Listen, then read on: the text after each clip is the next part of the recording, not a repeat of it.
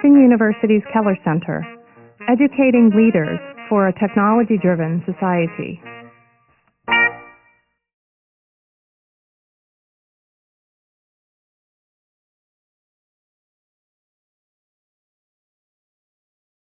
I'm Vince Poor. I'm the Dean of Engineering here at Princeton, and I'm delighted that we have Anne Mulcahy to deliver the third in our series of lectures on leadership in the technological world. I'll say a bit more about Anne in a second, but I would like to first say a few words about the Center for Innovation in Engineering Education, which sponsors the lecture series. First of all, I'd like to introduce here Sharad Malik, a professor of electrical engineering, who's the director of the center.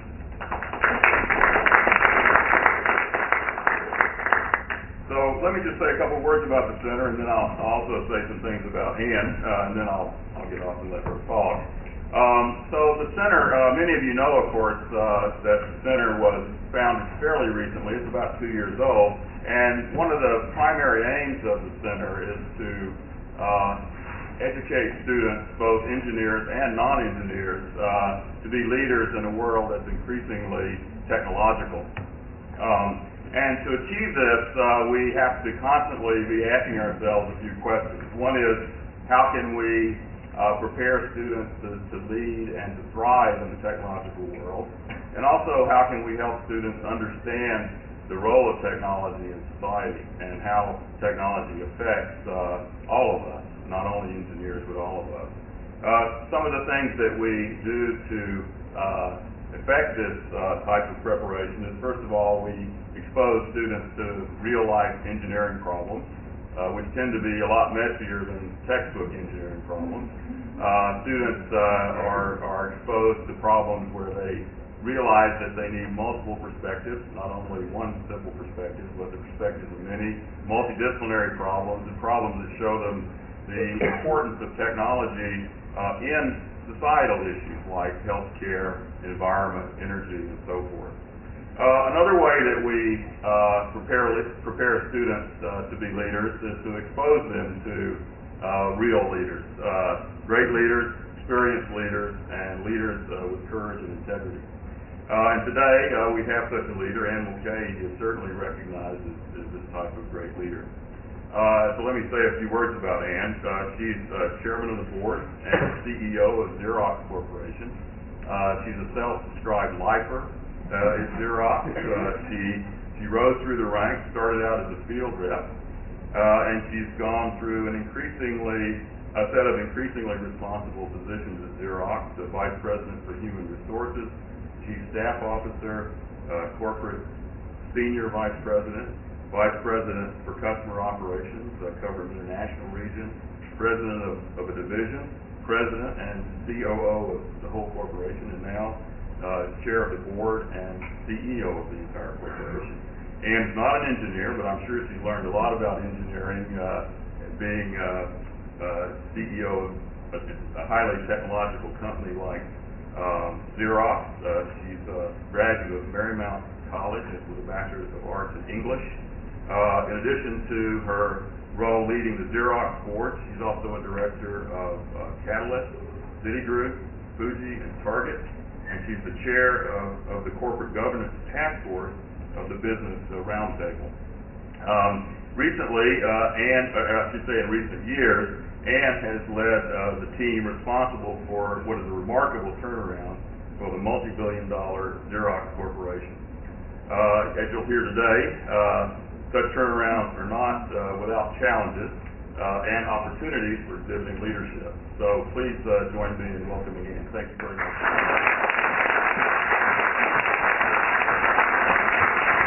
Thanks, Vince, for that very nice introduction and for your welcome. I thank you all for choosing to be here this afternoon. I love Princeton. I was kind of hoping for this beautiful spring afternoon, but a little snow. And I have multiple reasons for visiting apart from just being able to spend time with all of you. My son's a sophomore at Princeton, and and I actually dragged him here with me this afternoon, so he's here as well. So, hey, Kev, how are you? So as Vince said, I'm not an engineer, but one of the first lessons of leadership is to really appreciate all the capabilities and skills that are required to run a company and build great teams. So I'm fortunate enough to have a great team that has just an extraordinary amount of great technology and engineering talent, and it is really near and dear to our heart. Xerox was a company that's founded on innovation. It has been the success of our past. It clearly will be the success of our future. And that's why it's really appropriate for me to be here this afternoon and really speak as it relates to this topic of innovation in engineering. So I think the center has a great purpose, and it's very near and dear to our interests at Xerox. So what I'd like to do this afternoon is talk a little bit about leadership in the context of a turnaround. It's particularly interesting during a crisis time frame. And after that, spend a few minutes on something that's really important to the future of technology, and it's kind of a quiet national crisis that we're going through, as Tom Friedman speaks about it. And that's really what's happening in terms of the production of great scientists and engineers as it relates to the future of this country. And then hopefully talk about a few solutions that we're trying to put into place at Xerox that begin to address that problem, certainly in combination with other corporations. And I promise I'll end on time and certainly have time to take your questions as well. So I'll talk about the Xerox turnaround, but unless you've been living under a rock, you would know that this is a company that just about went out of existence a few years ago. It was probably one of the most well-publicized corporate crises that has emerged certainly in the last decade. We kind of called ourselves early adopters of the corporate crisis. So we were certainly kind of by ourselves back there in 1999. Xerox appeared to be doing very well. We had just come through the decade of the 90s, delivering extraordinary results, outpacing the market by a wide margin.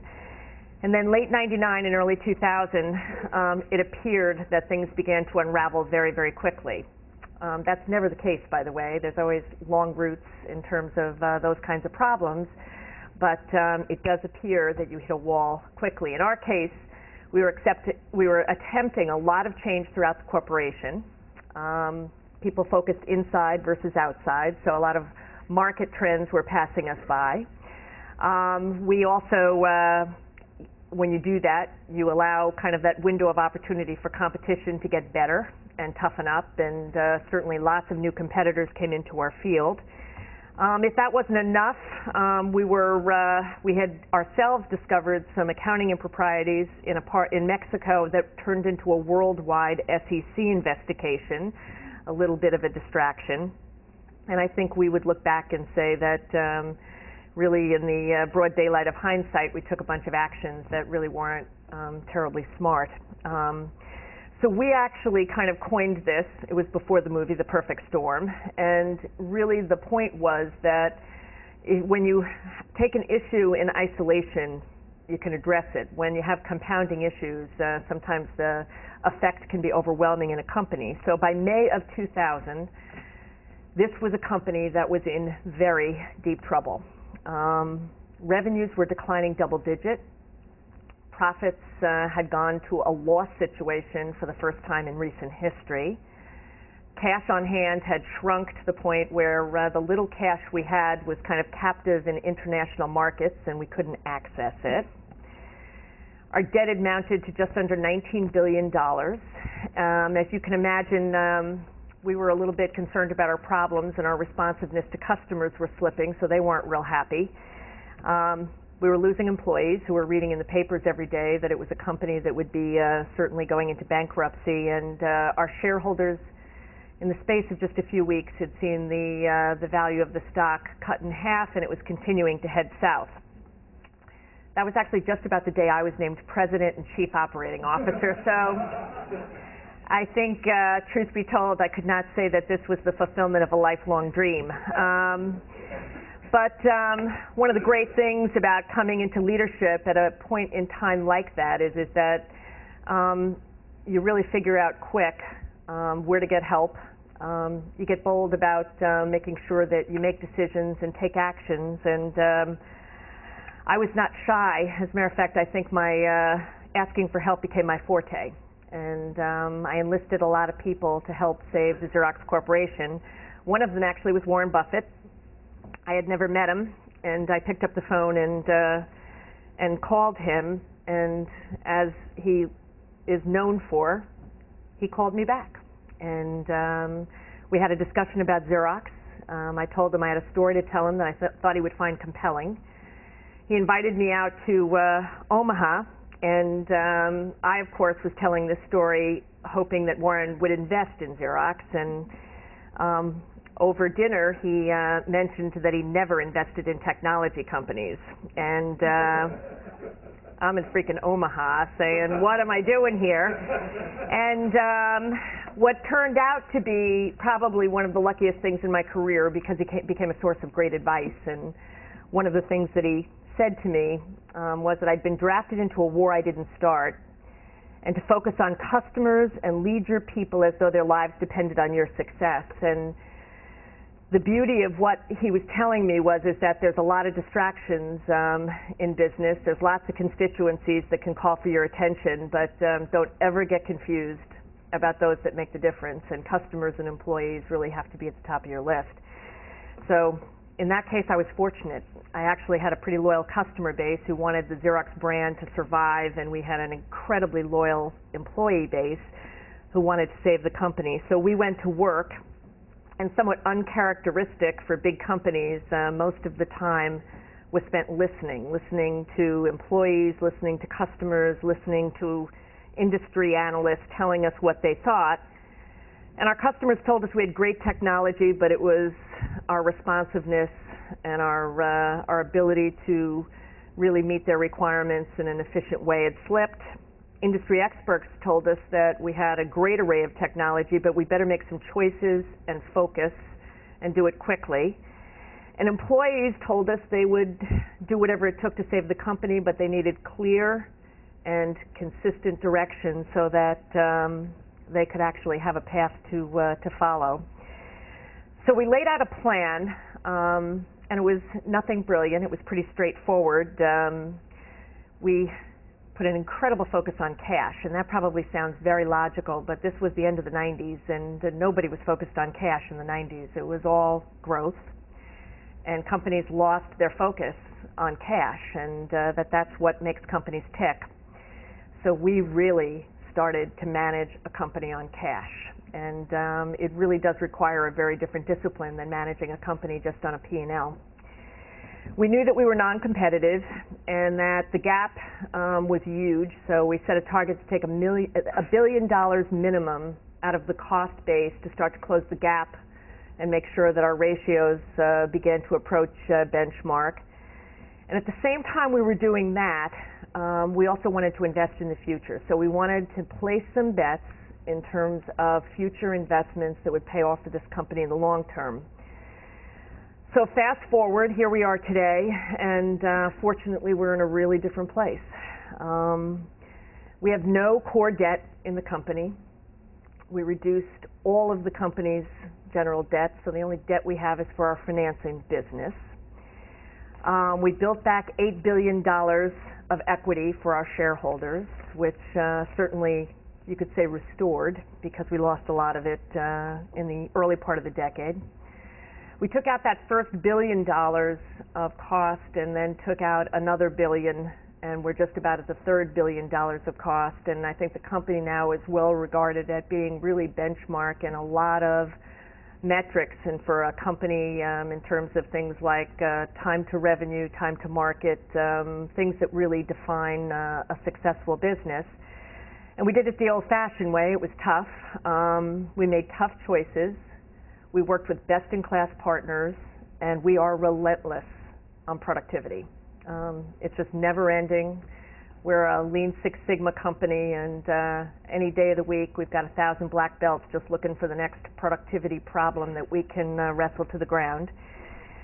and fortunately consistently increased earnings over that period of time. As a matter of fact, for the last 17 of 18 quarters, we've consistently increased earnings and met or exceeded earnings expectations. So to put it in context, 6 years ago we lost about $300 million. Last year, 2006, we made $1.2 billion. And probably the understatement of all time would be that I have learned a lot along the way. And I begin by saying one of the greatest and most important competencies for big companies is the ability to listen, to connect with customers, to connect with markets, to connect with employees, because that is really gives you the opportunity to identify problems and opportunities early, and that's really what it's all about. That's where you can solve problems before they become crises, and where you can identify opportunities before you're playing catch up in terms of the next trend. The second area is about communications. Of course, it's natural that you should be communicating in times of stress, but actually, instinctually, people go underground. And they try to tell stories that give people hope, and your people are reading one story in the papers and they're hearing something else inside the company. Your communications have to be consistent, they have to be constant, and internal messages equal external messages, and that's the world we live in today, and it's really got to be done with a great deal of focus. I think we learned that oftentimes the way out of trouble is back to basics. There's a lot of people who look for kind of the silver bullets. There's a lot of people who, consultants, everybody wants to help, and they've got some approach that they believe is unique in trying to solve some of these problems. But the reality is that it's often the things that made you great in the first place that need to be restored to get the company back on track. And I remember Warren told me that as things just seemed overwhelmingly complex, he said, business is a lot simpler than most people make it look. And it was just such an important thing. I mean, he kind of brought it down and talked about revenue and expenses. Everything else is interesting, but don't get confused about the fundamentals of business. And finally, that when you find yourselves in a position of leadership or a position of power, you better make sure that you surround yourself with some good critics. Because no matter how open you are or how unassuming you are, people want to please. And that is not a gift. That actually turns out to be a liability. So making sure that you surround yourself with people who have the courage to tell you like it is really important. But I think the most important thing that we learned was about what makes big companies great, and that's the alignment of people around a common set of goals. And being big is not an advantage unless you're aligned. As a matter of fact, it's a huge disadvantage when you're not aligned. So this context of bringing your people with you and actually being able to touch your employees, have them believe in the mission, is hugely important to moving big companies quickly, and we were really fortunate that was really what allowed this turnaround to take place. So I have to say that people usually get that part of the turnaround story, because restructuring, boosting productivity, tough choices, I think this is what American companies are really becoming pretty well known at and very good at, but and particularly when your backs are up against a wall. But the actual real power of the Xerox turnaround now when we look back is that even though we were in the worst of times, we actually continued to invest in the best of times. So we were ruthless in cutting costs because we had to survive, but we were very focused on investing in the future so we could be successful. So despite the circumstances that we were in, we didn't take a dollar out of research and development. And interestingly enough, that might seem like a logical decision, but when you kind of owe your lives to the banks, it was a pretty contentious decision, and one that had to be defended all the time. But together with our partner Fuji Xerox, we kind of maintained an investment in R&D of about $1.5 billion, which we've continued to do through this entire time. And I think people kind of wonder how we made that choice, that to be so tough on costs in one aspect, but yet preserve R&D. And it seems like kind of an interesting question to me, because I think for those of us that had been at Xerox and for a long time, this was about creating a future. No one wanted to, quite frankly, solve financial bankruptcy and be faced with technological drought down the road, and trading off the future was not going to be a reasonable conclusion. So today, that's really what's driving the results that Xerox is delivering, and we are certainly in a very different position than we've been in the past. The past 3 years, we've brought about 100 new products and technologies to the market. It's the most prolific period of time we've had out of our research and development pipeline. 70% of our revenues come from products and technologies introduced in the past 2 years, which I think is one of the best ratios in the, certainly in our field for sure. But you think about taking that revenue out of the equation, and certainly this would not be the topic I'd be addressing today. So, fortunately, we stayed the course. So let me bridge now and say that I kind of hope that there's some learning and some parallels from the Xerox experience that play on a broader basis. And when I look at where we are today nationally, I do think there are some parallels, because this premise, if you stop investing today in terms of future capabilities, there really are some serious consequences to pay down the road. And I think that has a lot to do with the situation we find ourselves in as we think about American competitiveness and technological preeminence that has certainly been our history.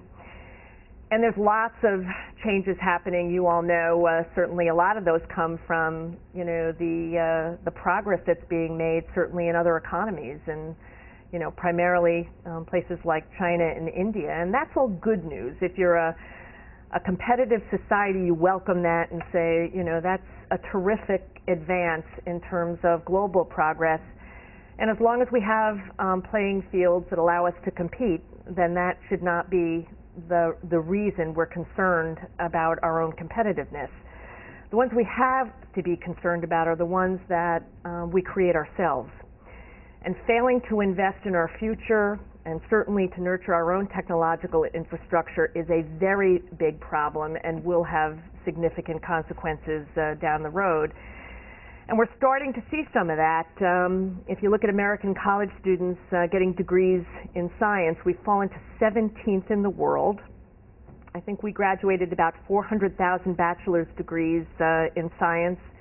That's about 1/3 of what got graduated just in Asia. The National Science Foundation reports that 21% of all science degrees are being awarded by Chinese universities. We award about 6%, and we are way behind not just China, but the European Community, Japan, Russia, India, and barely ahead of South Korea. Federal funding for research in mathematics, science, and engineering as a share of GDP has declined by 1/3 since 1970. So you can look at it nationally, or you can look at it from a business perspective, and you'd say just at a time when we are in dire need of, quite frankly, the kind of skills that really have our companies growing, the people who are prepared to fill those jobs are shrinking. And even, quite frankly, the qualified people that we've really depended upon from other countries right now are remaining flat, but expected to decline as their home countries are becoming more competitive, and quite frankly, our country's becoming more restrictive.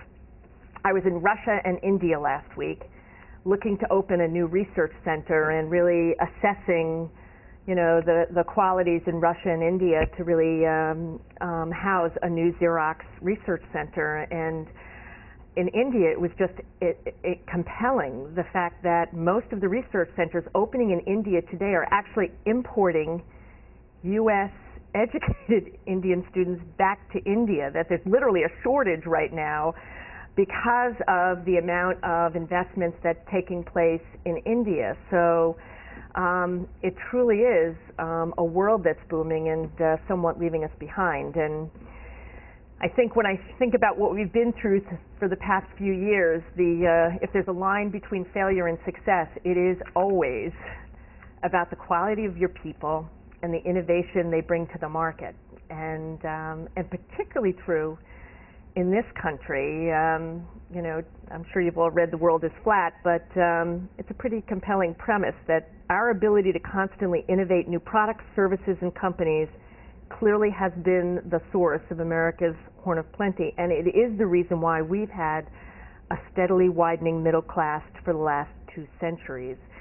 And it came from companies like Xerox and IBM and Ford and Dell and Cisco, and clearly that has been where the high-paying jobs have come, and these jobs create more jobs, and kind of the rising tide floats all boats is a premise in this country that certainly we've all benefited from. So this is not the kind of thing that you notice overnight. Unfortunately, the real impact of some of the statistics that we're seeing lie a decade or 2 down the road, and the fixes, quite frankly, also begin downstream in primary and secondary educations, and that's something that we're spending a lot of time on at Xerox, and really beginning to address the pipeline issue in terms of making sure that real motivation and excitement about science takes place in the schools. So it's a big problem. I tend to be an optimist, but this is one that clearly needs to be solved by business, government, and education. It's got to be very much a joint focus and effort to really begin to address this. And while I have the opportunity to address you, I'd say part of the solution has to be that the talent base has to be more inclusive. We have to actually include 100% of the population to really attract and get the best platform of talent for this country. And our statistics there have been not terrific as a country, although I'm delighted to see what's happening here at Princeton, and we work really hard at it at Xerox as well. But clearly, diversity has to be a part of really solving the problem, and making sure that, you know, the percentage of women and minorities that really are coming out of the pipeline really do avail the widest pool of talent. So we're working hard on it, and actually out of 150 internships that we brought into Xerox last year, about 40% came from women and minorities, which really is such a huge benefit in terms of the talent base that we're able to choose from. And if you stay at it for a long time and it's sustainable, you begin to really see the benefits of it. So at Xerox, I'm fortunate enough to have inherited a company that's been focused on this for a long time, long before it became in vogue, and as a result, it's one of the most diverse business teams in corporate America. This week we announced a president of Xerox. So the number 2 person at Xerox happens to be a woman who began as an intern, as an engineer, and came up through the ranks and grew up in the projects of New York, an African-American woman who's now president of Xerox Corporation. And the head of all of our technology and research is a woman from Belgium, and that doesn't happen overnight. It happens because there's focus over a long term to make sure that people are engaged and motivated and stay and continue to grow in their roles. So we're kind of passionate about the topic. We think it's really an important one to think about, and I think there's just great work happening here at Princeton that we think there's lots of opportunities for us to partner on as well. I've already hit up Vince for some Princeton interns in the Xerox engineering program and some research collaboration out at our Palo Alto Research Center, because I think that you know, this is a place that we care about a lot at Xerox, and that kind of collaboration really makes a difference. So I'm going to thank you for your interest and attention in being here this afternoon, and I'd be delighted to take questions and open it up to anything that's on your mind that would be of interest to you. Thank you very much. We've actually come through a period of time where we've transitioned from from an analog business to a digital business. So we've had kind of declining analog while we've been growing our digital revenues. So actually, for us, we grew our revenues for the first time last year, and now they're on their way back up. But Xerox will be what I would call kind of a modest organic growth company. That's the nature of the technology business these days. It's actually the hardware part of the technology price takes about 10 to 15% of revenues out of the equation every single year. So you have to grow at 10 to 15% before you register a point of growth. Our services business offsets a lot of that, and then there's a certain amount of inorganic growth that complements it. So organically, we're about a 5% growth company, and with kind of inorganic, we did an acquisition this week actually for about $1.5 billion, but we'll probably get into a high single-digit growth company. Profit-wise, we've been double-digit profit growth for the last 5 years. And a lot of that comes from just pure productivity. It's driving productivity all the time in terms of, how we look at our business and, just getting better at, one of the things that I talk to our engineers about all the time is that innovation has become hugely important in terms of cost. That there's been a real focus now on design for cost that is hugely important, and there's as much excitement about that as there is for, innovation for differentiation and value and functionality. So we spend a tremendous amount of time on that, and the opportunity for innovation for better cost efficiencies drives a tremendous amount of improvement in our profit results every single year. Yes? When you were named president, how did you put together a team that you could trust and depend on after sort of that period of turmoil before then? So the question was, when I was named president, at that period of turmoil, how do you put together a team that you can trust and you can depend upon? And it's really an important question. I was talking to Ursula Burns, the person that was named this week, and one of the great things that happened was that actually the announcement came out on Tuesday, and the first full market reaction day was Wednesday, and the Xerox stock went up much more than the market, and we were kind of saying that's just such a great thing. When I was named president, the stock went down 16%. So not a vote of confidence, but a difficult time. So yeah, having a team, not just that you can trust, but a team that is complementary in terms of strengths and competencies is hugely important. I'm not an engineer. I think I've built one of the best engineering teams,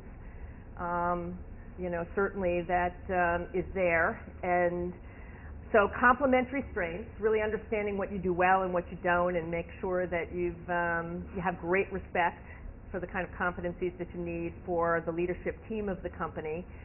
But it is important. One of the things I did it was a time of crisis, and I wanted people to choose to be with Xerox, not to feel that they were captive to this organization. So with my leadership team, Joe Cahalan's here, who's head of our foundation in communications, and he's heard me tell this story often, but I said to our leadership team, this is not a time when anybody can be looking over their shoulder. You have to be focused on, we've got a company to save here. I cannot waste a moment worrying about whether you believe, whether, there's a hallway conversation that's different than the conversation that's happening between us. So if you don't feel good about this and confident about it, let me know. I'll help you leave. I'll make it attractive for you to leave so that none of us waste any time. I thought it was one of the most motivating speeches I'd ever given. 4 people left. And it was great because, although a little scary at the time and it didn't happen all at once, the fact is it gives you that opportunity then to build a team that has that shared value system of, what you're about. And this had to be a time where it had to be about the company, not about individuals. And I needed that desperately. And that team then that I built in 2000 to a person is still with Xerox today, and I think would tell you that it's been the most extraordinary management leadership experience of their career turning around a company. It's been pretty powerful, so we're a tight team. In the back? Yeah, I'm wondering if you could give us the sense of how Xerox Company and Xerox Foundation is currently working with universities and what might be a glimpse of the strategy going forward? Are there any changes there? Yeah, I'll start, and then Joe, you may want to say a couple of words. But a lot of what we do with our foundation is we identify kind of core areas because there's a million requests, and if you're going to have impact, you actually have to focus and have a couple of areas that you want to go deep in so that you can actually make a difference and have an impact. So I'd say there's three that we really focus on from a foundation perspective. One is science and engineering graduates. So we fund, scholarships, projects. Our engineers work in high schools. We fund labs in primary schools to get people focused on, really loving science and wanting to continue with it as a career. So that's one area. We focus on diversity. It's really a huge, important part of our company's value system. So we also fund then a lot of efforts that are specifically focused on making sure that the pipeline of diverse candidates is available in fields that, certainly we think are important to technology companies in general. And then the other piece is environment and sustainability. So there's a lot of work going on in terms of certainly, emissions.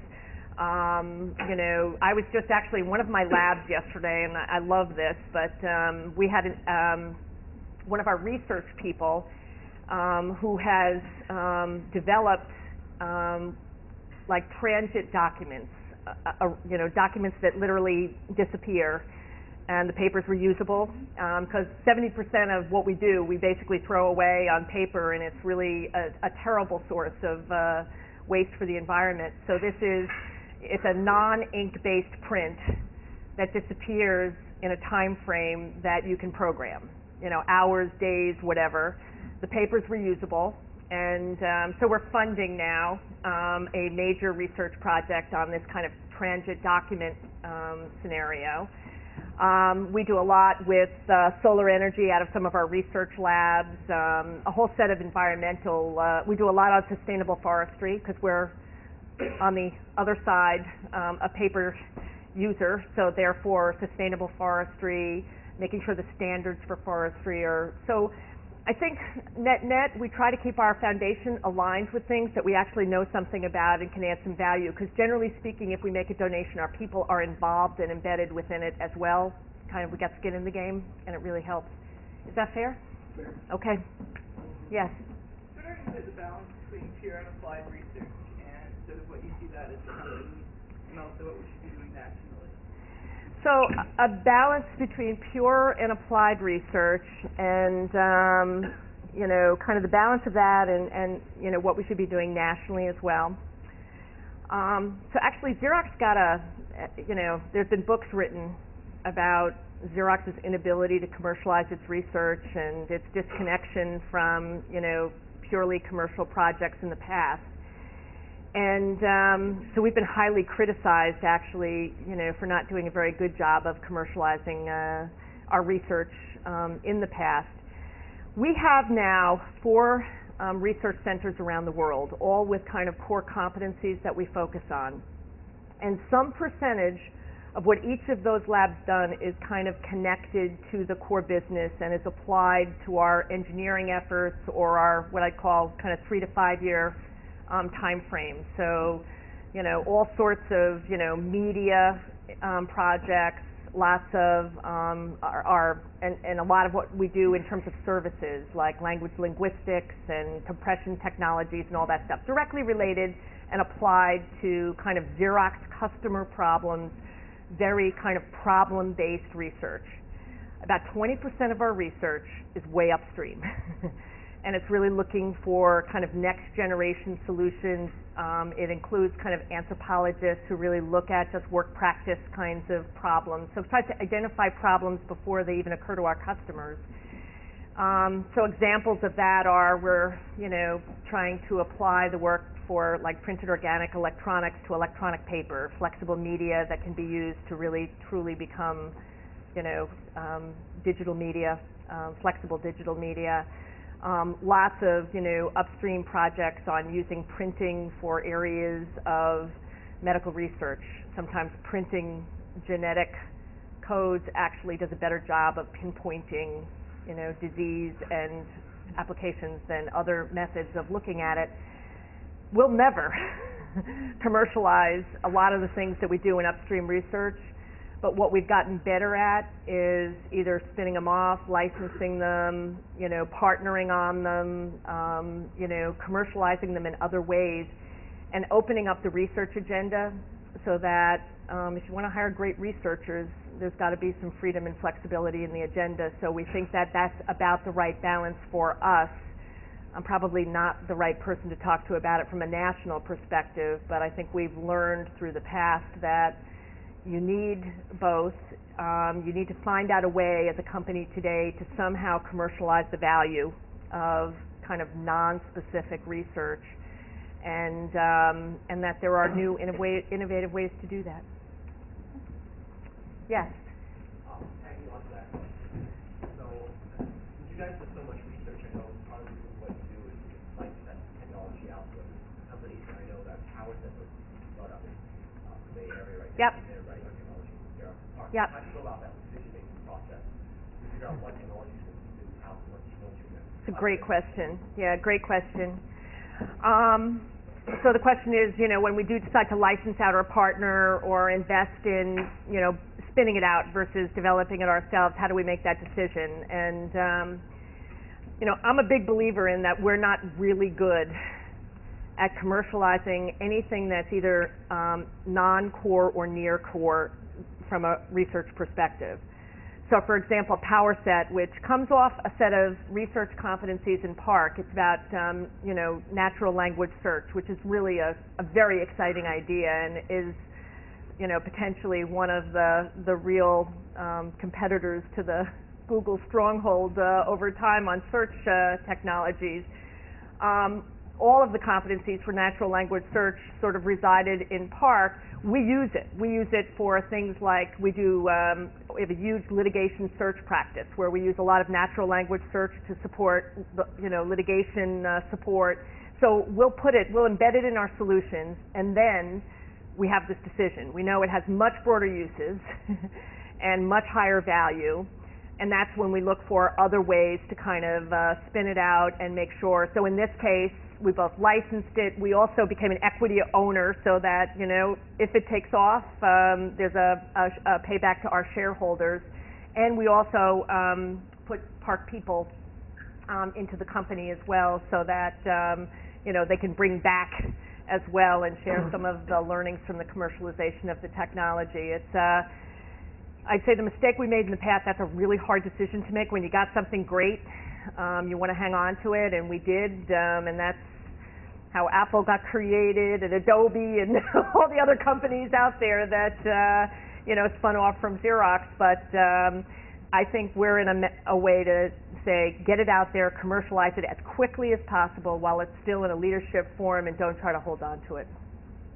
Why don't we take one more question, and we can break. We're going to have a reception after, so Great. We'll be here for discussion. There's one here. Yeah. Follow up on the decision-making part with people. So it sounds like when you were named CEO and you had to come in and really listen to what you were saying, you were hearing from your clients and otherwise, and you had to make some decisions about what you were going to focus on. Can you say a little bit about the process that you went through professionally to figure out what to focus on? And then the second part is, how did you personally manage what must have been a very difficult process for you to make some very nerve-wracking decisions?